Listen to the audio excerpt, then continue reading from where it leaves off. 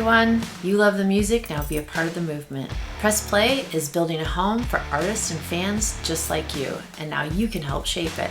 All you gotta do is go to pressplay.me and grab you some merch and wear it really loud and really proud, and of course buy it for everybody you know.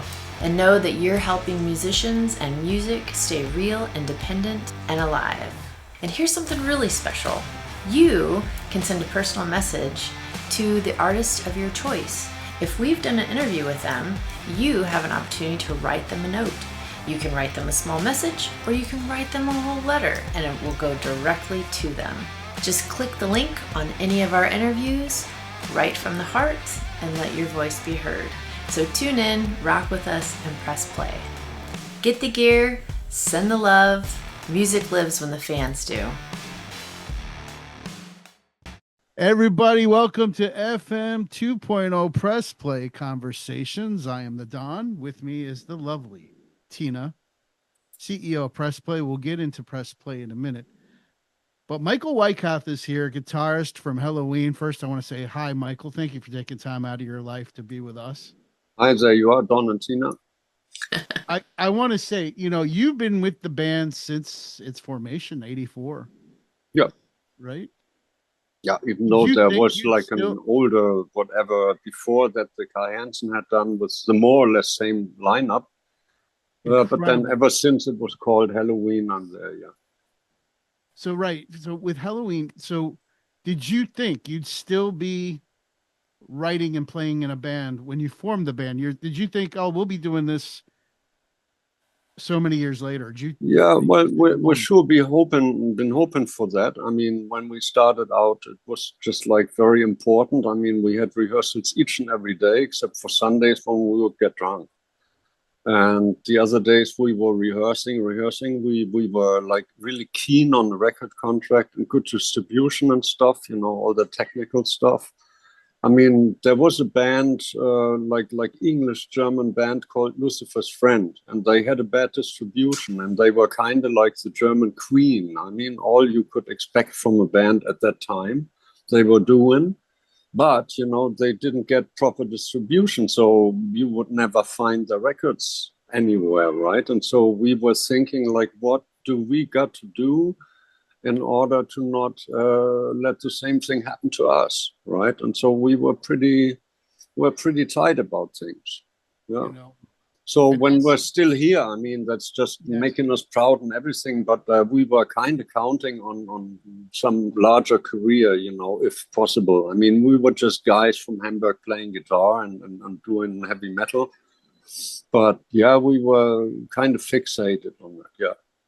I just want to point out, Tina, and I'll come to you, what they've achieved, right? 10 million records sold, more than 20 gold and platinum albums. I mean, not us. Say again? That's not us, that's him, yeah, but at least a little bit, no? Well, you've done a lot. Let's put it that way. Yeah. Tina, did you have anything you wanted to get into before I go into some more here? Listening to you talk about how you guys really got started, it kind of makes me wonder, like, when did you know as a young person that you wanted to be a rock star? Oh, I was 12. 12? And it was like, I've been like a Beatles fan, like totally.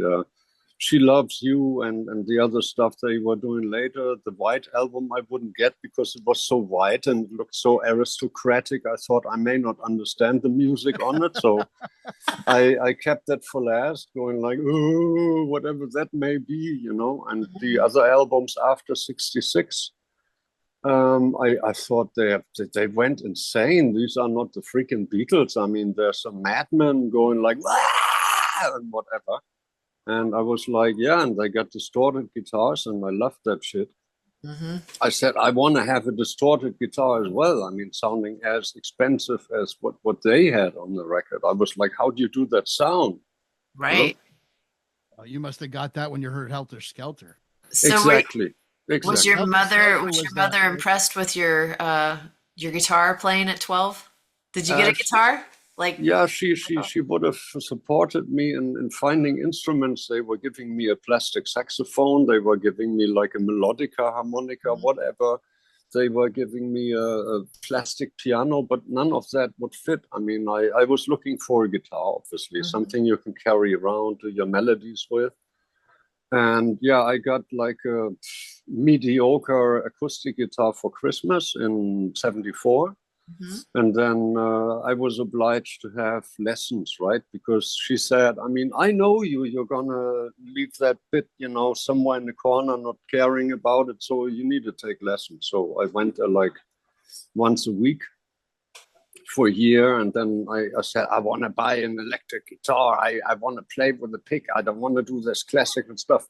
I'm not cut out for acoustic guitar. I suck on acoustic guitar, and I play rock and roll guitar, So That's awesome.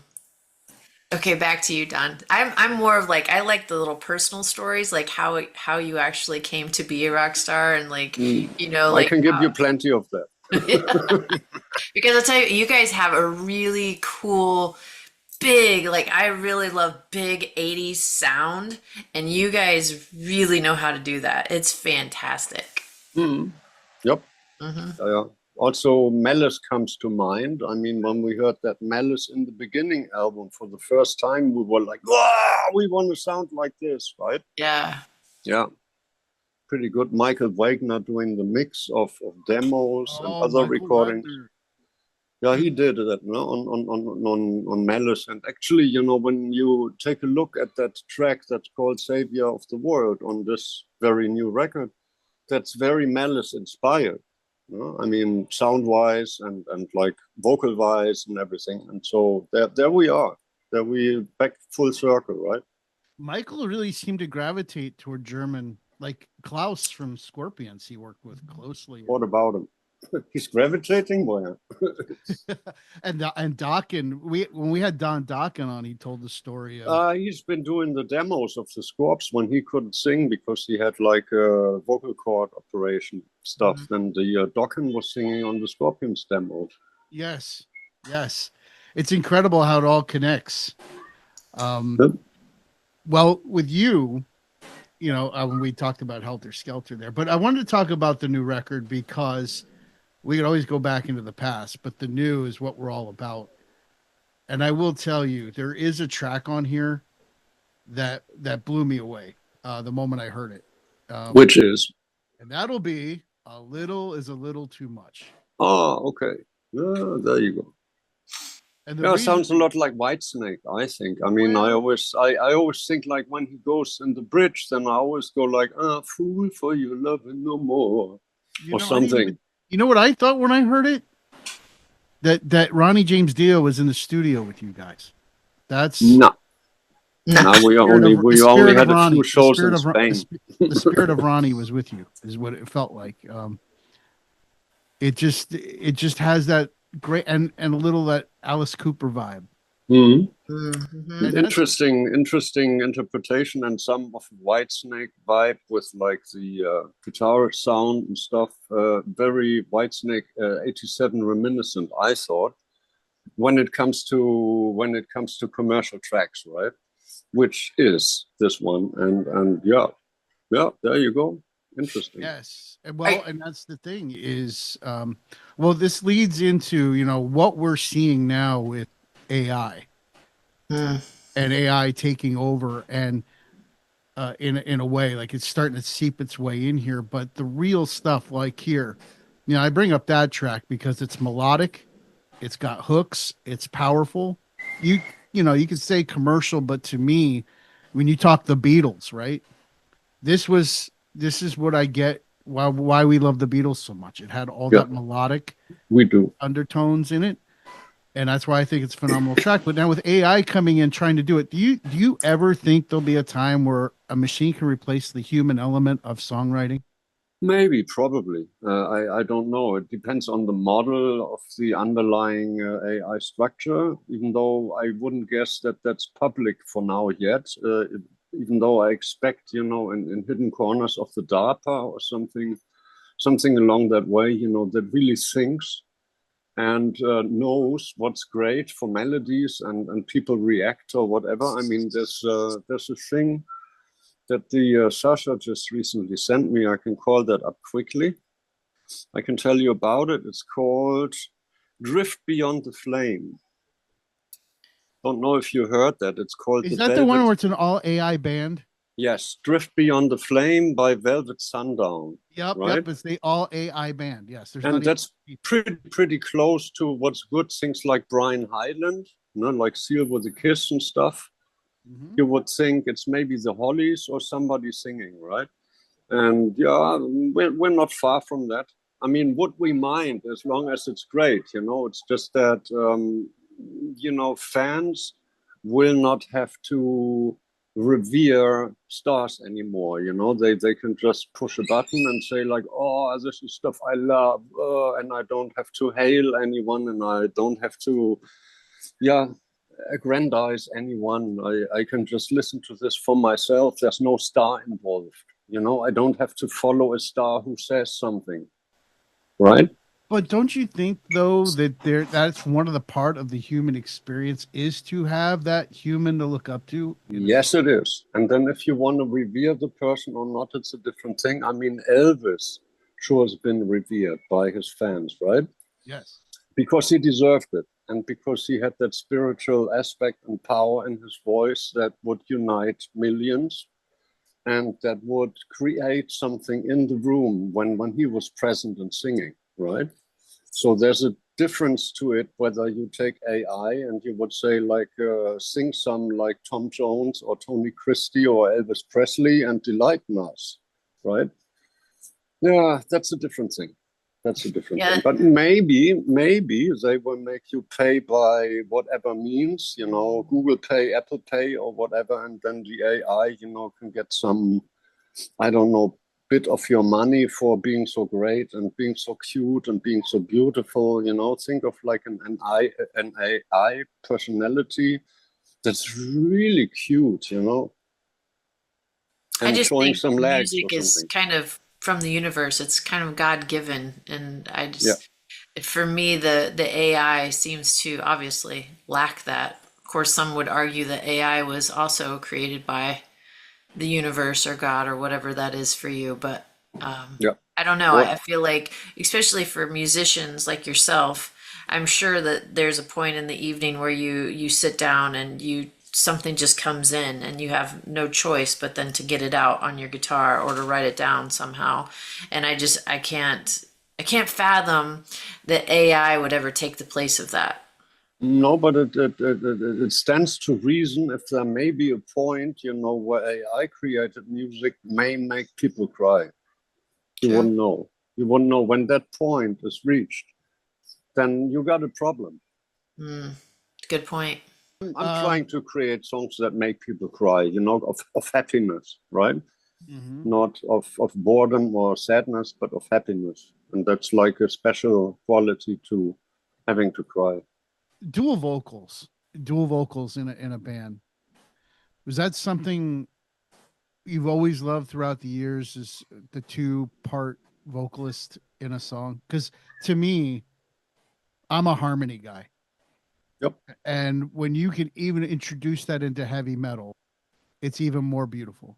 Yep, So have you always been that way? Just loved that? No, first we were struggling to have a proper singer, and the Kai Hansen would be doing his stuff that he did on the Walls of Jericho mini album stuff, and Judas, and but we felt like something else would be needed, something more profound, something more to the hilt, right? Like the Michael Kiske and his abilities, and then it gets interesting when you mix like an experienced singer like the Darius, who's got his own career behind him, and the Michael Kiske. If you put them together, and so you have a duo or you have a trio of voices that match, and we got the Dennis Ward, who's like a super talent in coming up with choir arrangements and second voices and harmony things, which you also hear on this very record. He's been doing like a lot more, like 5 times, 6 times more than on the album before,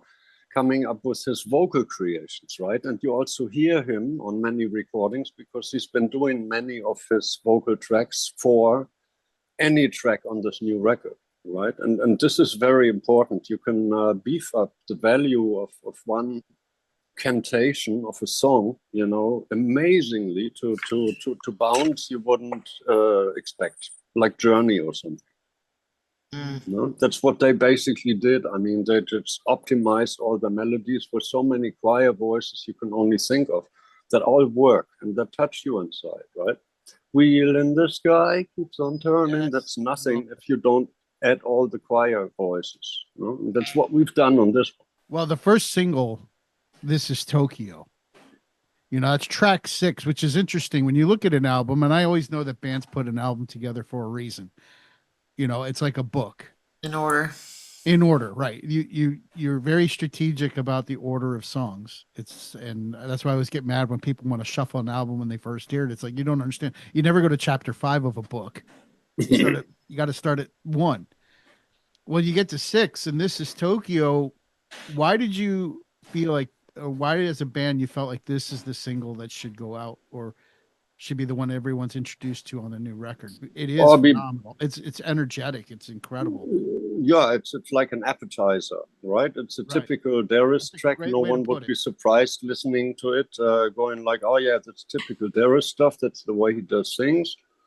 And it's a little simple and but none out of the ordinary. Whereas like Little Too Much is a lot more commercial and a lot more pop metal than anything. And the Tokyo is just an appetizer for the forthcoming album, where people say like, that's what it sounds like.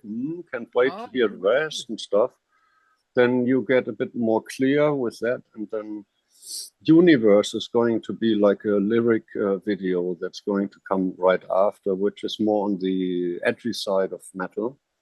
So that's going to be a bit more heavy, more metal laden than the simple 2 tracks as appetizers beforehand. That we need, it's connection, especially in the world that we live in today, which is exactly the reason why we created these cards. The Song Story game. We sit and we talk to artists all the time about the stories behind the songs, the story behind the songs that they loved when they were growing up. And so we put together a game that you can own now and put it on your coffee table. And there's a few different ways you can play it. You can play it just as a conversation starter. You can play it with couples and besties for points, or you can play it in a team setting. 3 different ways you can have a lot of fun talking about music. One of my favorite ways to play it is to actually answer the question, give a little detail, and then play the song. This game could go on for hours. It's entirely up to you, but get yours today at pressplay.me.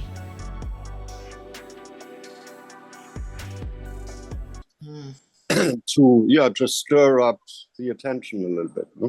Triggered something, because how many times back in the day, Tina, you bought an album based on the single?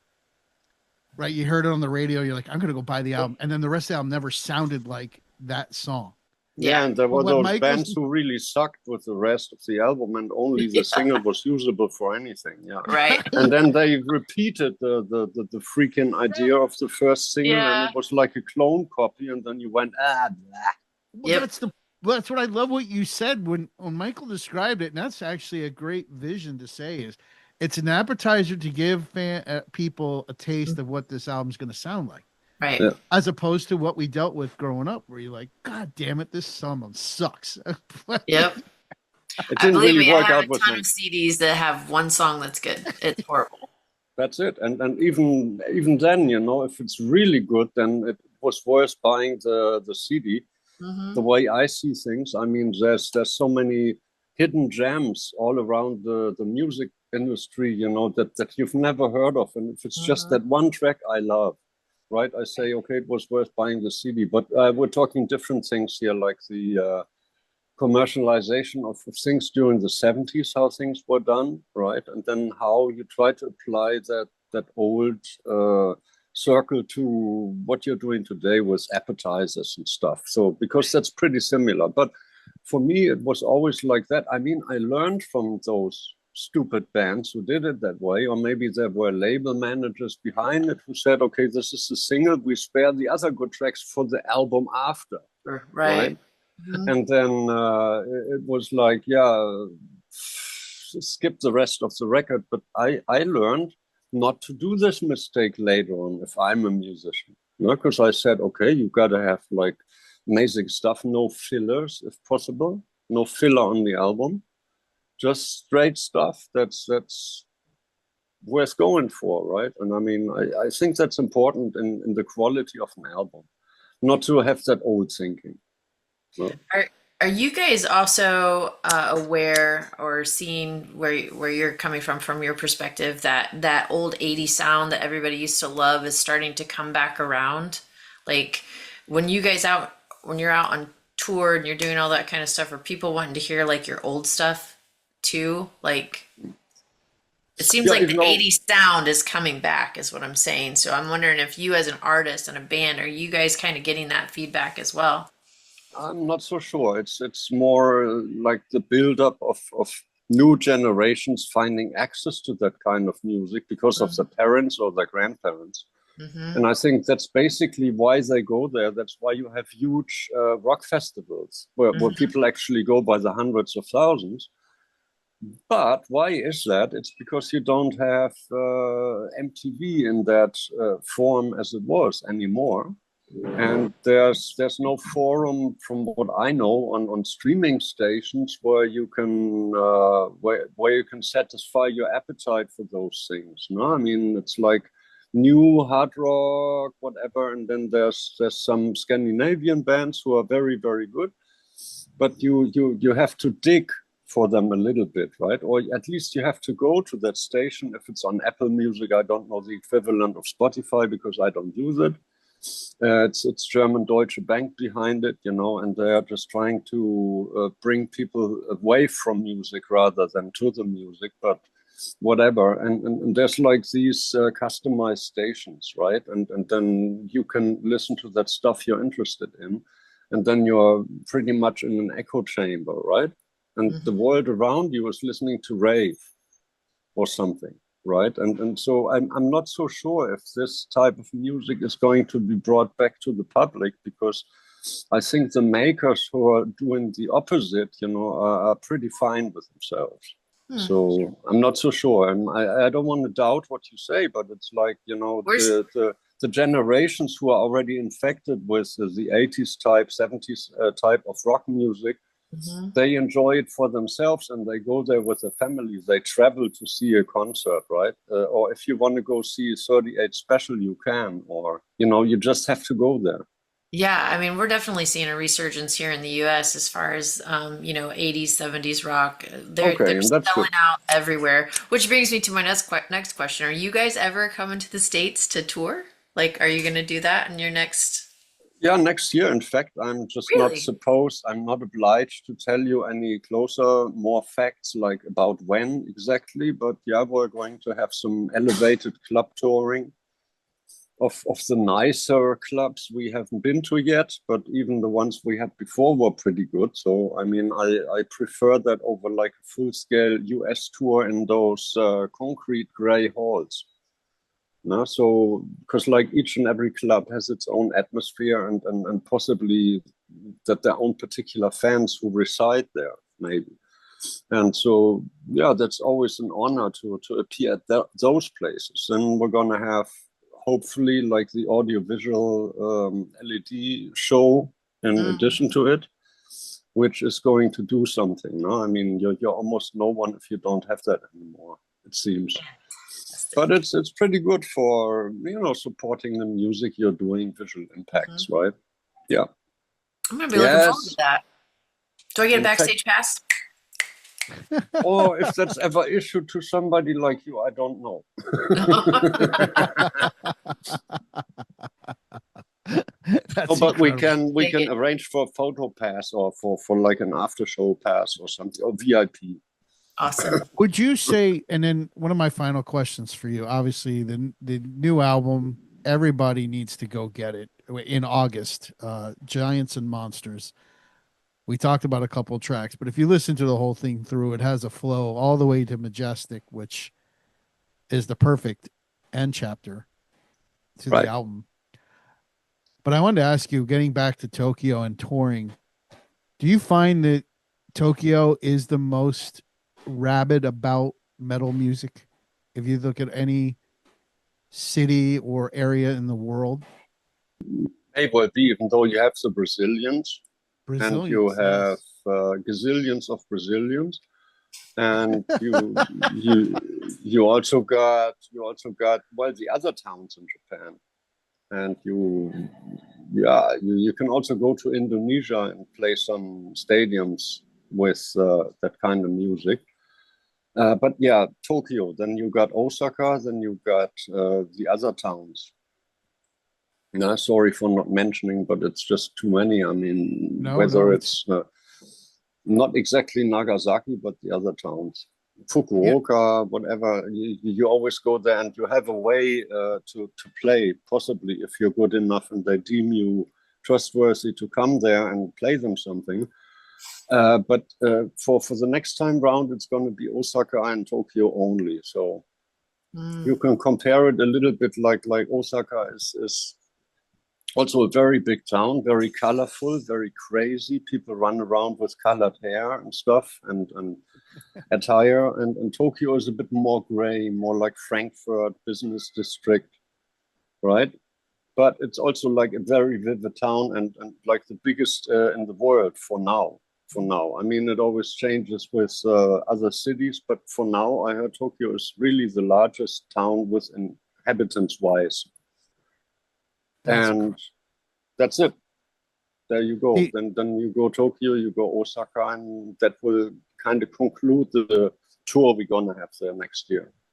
Because we're playing larger venues, so right, yeah, and that's the thing is I always got frustrated. You'd look out, and I'd watch videos, and it always seemed that people in Tokyo are just rabid music fans in general. Like they just understand. Yes, they are.